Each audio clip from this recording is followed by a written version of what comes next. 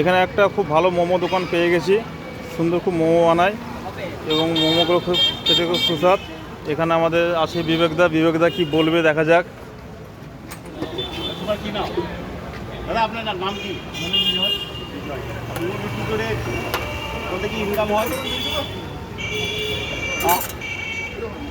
বলুন দাদা? হ্যাঁ, মোমো বিক্রি করে বেশ কিছু ইনকাম করেন? হ্যাঁ হয়, ভালোই হয়। তো এই যে সবাই মিলে খাটিয়ে যে মোমো তৈরি করে এই জলে বৃষ্টিতে মোমো দিচ্ছি না, হ্যাঁ চলে এই গাড়ি আছে এই আছে। হ্যাঁ, আমার কাছে পাবেন চিকেন মোমো, ভেজ মোমো, ঠিক আছে, প্যান মোমো, ফ্রাই মোমো, সঙ্গে সঙ্গে lollipop, pakora, veg pakora, chicken pakora. হ্যাঁ, তারপর ভিডিও দেখেন। খুবই ভালো, খুবই ভালো। আপনার দোকান থেকে ভালো রয়েছে, খুব শান্তিপূর্ণ আর খুবই ভালো লাগলো। এই যে মোমো, এই মোমো কি আপনি বাড়িতে বানান তো? এটা হলো ভেজ। বাহ, খুবই ভালো, খুবই ভালো, সুগন্ধ খুব ভালো আসছে।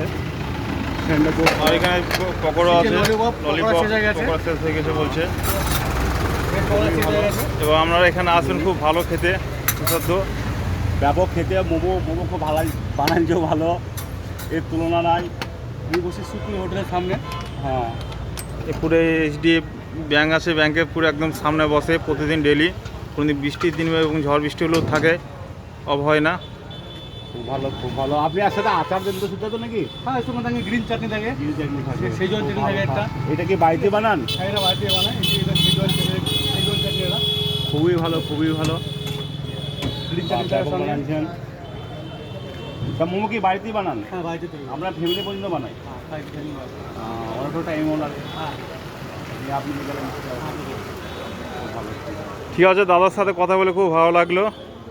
দাদার কাছে মোমো খেয়ে দেখলাম খুব সুন্দর মোমো বানায়। ভেজ মোমো খেলাম, চিকেন মোমো খেলাম, দুটোই ভালো। এবং চিকেন পকোড়া ছিল, শেষ হয়ে গেছে, খেয়ে দেখলাম খুব সুন্দর লাগলো, খুব সুস্বাদু।